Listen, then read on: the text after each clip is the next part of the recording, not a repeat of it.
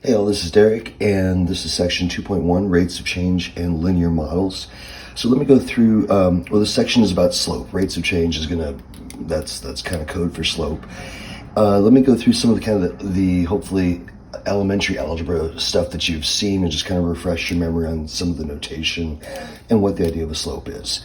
So basically what slope tells us is how much the y-coordinate is going to change for each change in x. So if I go over 1 in x, what happens to the y? And that ratio is what slope is. In other words, rise over run is a common way of thinking of it, or vertical change over horizontal change, or a little bit more formal version is this delta y, delta x. And what the delta stands for is just change in. That's what this Greek letter we use that for in math, is change in y over change in x. So it's the same way as saying vertical change and horizontal change in rise and run. Also, slope is abbreviated with the letter m, which is not intuitive, but it is what it is. Let's see, I think I got that. Linear functions, which is what we're looking at in this chapter. Linear functions have a constant slope. We'll look at ones in the future that do not have a constant slope, and that's where it starts turning into calculus. But we will see that in some future sections. And then algebraically, remember we had that slope formula, y2 minus y1, x2 minus x divided by x2 minus x1. And so that's kind of our toolbox for slope. It's all the same thing. It's just sort of different versions of saying the same stuff. Let me show what that will look like in an assortment of examples. So this first question is asking us to find the slope of each line, and this is just based on a graph. So what we want to do is identify two clean points. So it looks like I can get a good look there and a good look at that one. And then we draw in a triangle, and that helps us identify. We don't have to draw in the triangle, but I'm going to draw in the triangle, and that will help me identify my rise and my run. So it looks like in terms of the run, we're going 3 units on x. And in terms of the rise, we're going in the positive direction. It's going up. If something's going in the negative direction, that would be going down would be the negative direction. And the rise on this is going to be positive 4. So my slope is 4/3. For this one, if I grab that point, and it looks like right here, now my run is 1, but notice this time the graph is decreasing. And so that's going to be a -5 because I'm heading in the negative direction. It's getting smaller. And so now m is -5 over 1. Don't put that in the computer. Make sure you simplify your fraction to -5. Otherwise, I think it tends to mark that one wrong. These next two are kind of the special cases. So this is going to be a horizontal line. Again, arbitrarily just picking 2 points on the line. So if I do rise and run, in this case, the rise, there is no rise, so it's 0. And the run for the 2 points I picked happens to be 3, but 0 divided by anything other than 0 will be 0. So flat line, 0 slope, makes sense. And then vertical lines, here if I do rise over run, for the ones I picked, the rise happens to be 3, but notice the run is going to be 0 everywhere. So we're getting a number divided by 0, and that's undefined. In the computer, I think it wants you to put D and E for does not exist, but the slope will be undefined in that case. Number 2, find the rate of change of the graph. Make sure your answer includes units. Okay, so let's pick a couple of convenient points. I think in the notes I picked that one, and I picked that one. And then here, you can still just look at it and go, hey, it's going over 5 and up 40. I'm going to write it out as ordered pairs just to kind of show that version. So this first point is at 580, and the second point is at 10,120. And so if I think kind of the more formal y2 minus y1, x2 minus x1, let me show that. So this would be y2 minus y1, so 120 minus 80. And then x2 minus x1, so 10 minus 5, or 40 over 5.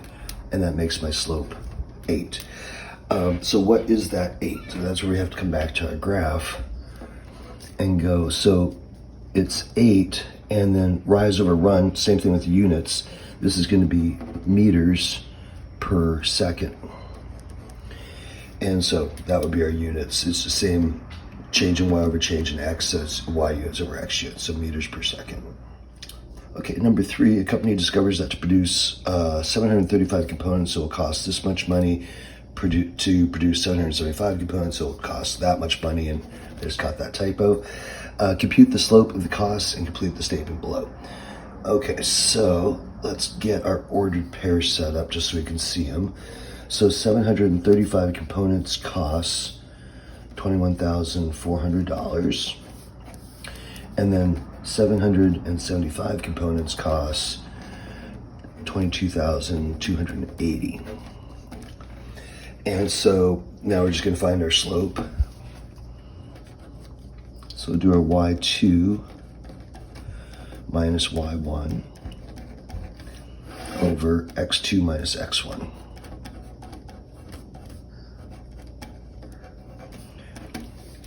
And then doing that subtraction, up top we're going to get 880 divided by 40, and so that's going to be 22. And they're supposed to complete this sentence. So the costs are increasing or decreasing. It's positive, so it's increasing at a rate of $22 per unit. And that's because if we look back at our equation here, this is dollars over units. So my slope is coming out $22 per unit. Okay, so this next question is asking us to identify which of these tables could represent a linear function. And so the way to do that is to see if the slope is constant, because that's kind of the hallmark of a linear function, is constant slope. And we're pretty nice in how they set these up. They're all changing by 2. And so basically, if you have constant change in y for these constant changes in x, you're going to have a linear function. And if it's not, it wouldn't be. So looking from here, when we go from 0 to 2, on this one we go from -11 to -5. So that increased by 6, right? Because -11 plus 6 would make -5.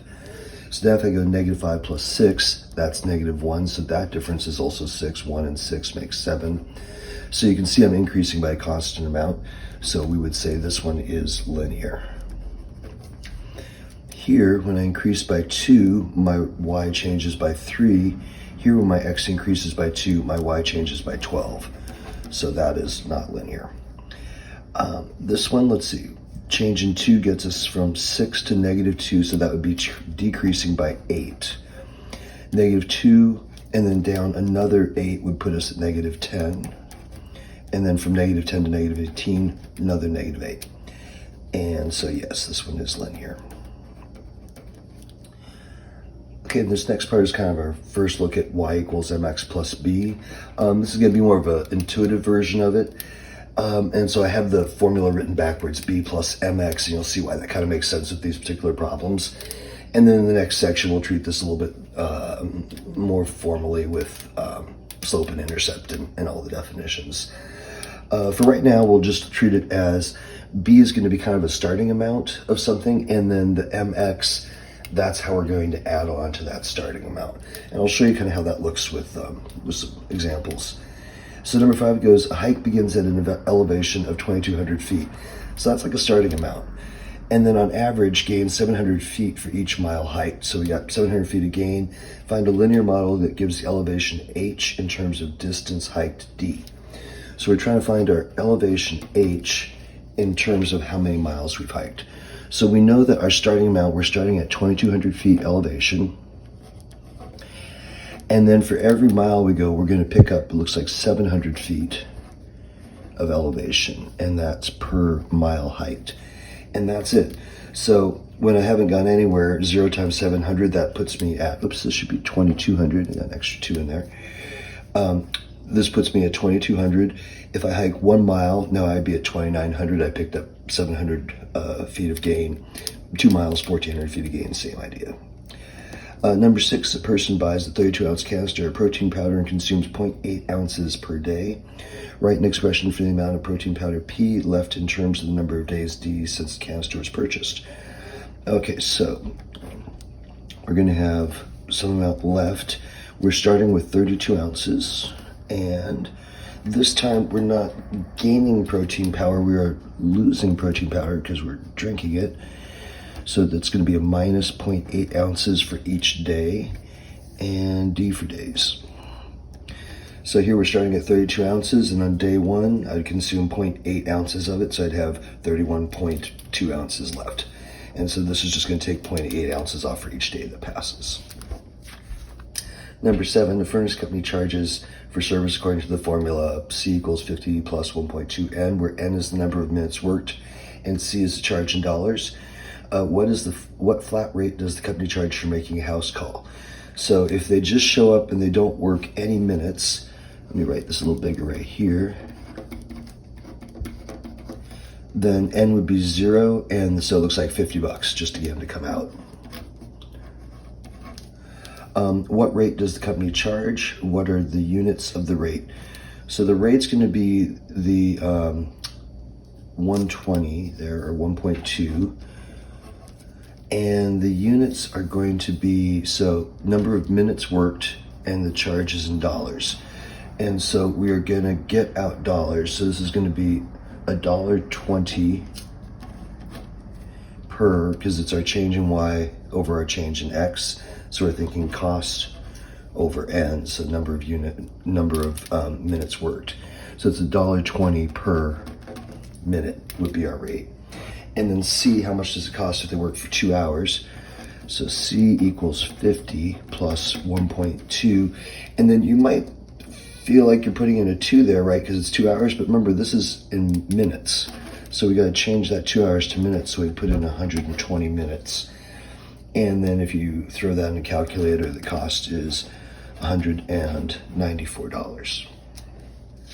Okay, and then this next part is horizontal and vertical lines. So we looked at their slope already, and these are just a couple of special cases, so I'm going to get those introduced now. Horizontal lines always take the form of Y equals B, and the slope is 0, like we saw in that earlier example. Vertical lines are going to take the form X equals A, and then the M is undefined, as in that earlier example. So one thing with this is horizontal lines are Y equals, and that is backwards what your brain's going to tell you. It actually makes sense, but we think of the Y-axis, right, goes vertically. So you just have to be careful. Y equals is going to run horizontally. And the reason for that, and this I'm supposed to sketch a graph, state the slope. So Y equals 3. When X is 0, Y equals 3.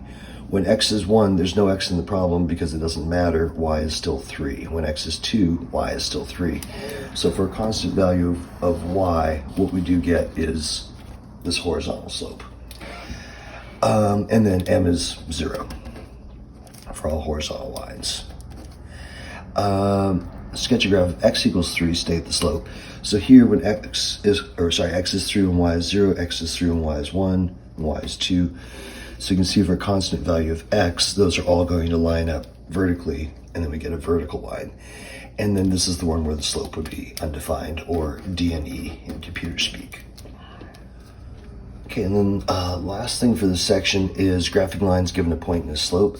So we do not need an equation. In this case, we are given an equation, but we don't need an equation to graph a line. All we need is a point, and then we just have to know which way to go. So graph the line through the point -2, 4. So X is -2 and Y is 4. So there's my first point. And I have the slope of -3/5. So remember, this is rise and this is run. And that's between any, points, it's going to have this ratio. So if we run 5, we'd go 1, 2, 3, 4, 5. And if we rise -3, that would be 1, 2, 3. And then that's our line. For this one, sketch a graph of this. So remember, this 1 was kind of our starting amount, so it's going to be our y-intercept. And in the next section, we get this a bit more formal, but I'll write it here. Y equals mx plus b. So b ends up being our y-intercept. When x is 0, what would this come out to? 0 minus 1 would be -1. So that's where we think it was our start. And then the 1/4, that's that rate of change that we've been looking at, our slope. So rise and run. So this one's going to run 4 and rise 1.